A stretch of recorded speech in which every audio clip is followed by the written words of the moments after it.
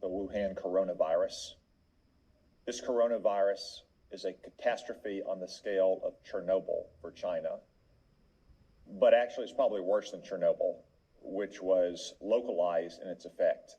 The coronavirus could result in a global pandemic. While you were all sleeping overnight, the number of diagnosed cases in China increased by 30%.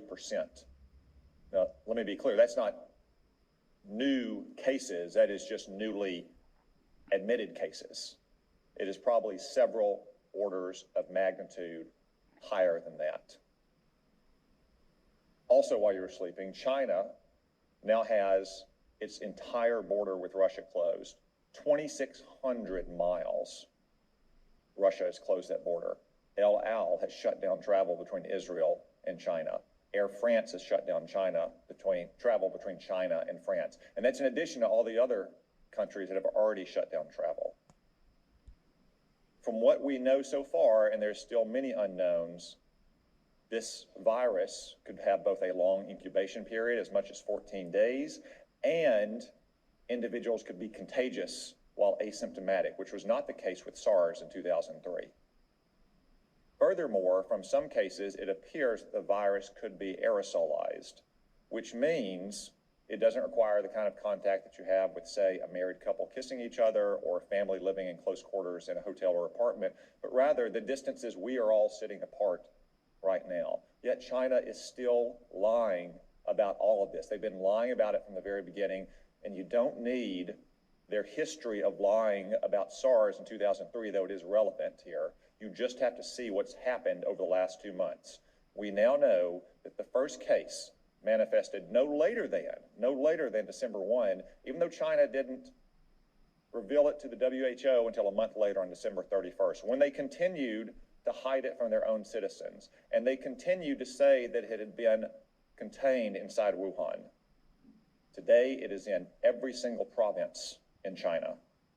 They also claimed for almost 2 months, until earlier this week, that it had originated in a seafood market in Wuhan, that locals had contracted it from animals in, say, bat soup or snake tartare. That is not the case. The Lancet published a study last weekend demonstrating that of the original 40 cases, 14 of them had no contact with the seafood market, including patient 0. As one epidemiologist said, that virus went into the seafood market before it came out of the seafood market. We still don't know where it originated. Could have been another seafood market. Could have been a farm. Could have been a food processing company. I would note that Wuhan also has China's only biosafety level 4 super laboratory that works with the world's most deadly pathogens, to include, yes, coronavirus. Now, look at China's own actions. They have quarantined 60 million people, 60 million, more than the entire population of our West Coast. They've shut down schools indefinitely. Classes canceled nationwide indefinitely. Hong Kong, a part of China, has basically shut down all travel from the mainland. That's why it is essential that we immediately stop all travel on commercial aircraft between China and the United States. Making exceptions, of course, for American citizens to come back, as we just brought back yesterday, allowing essential trade to flow as long as crews on ships and aircraft are not allowed to go into the general population in America, and making exceptions, of course, for medical personnel to go into China to try to get a handle on this.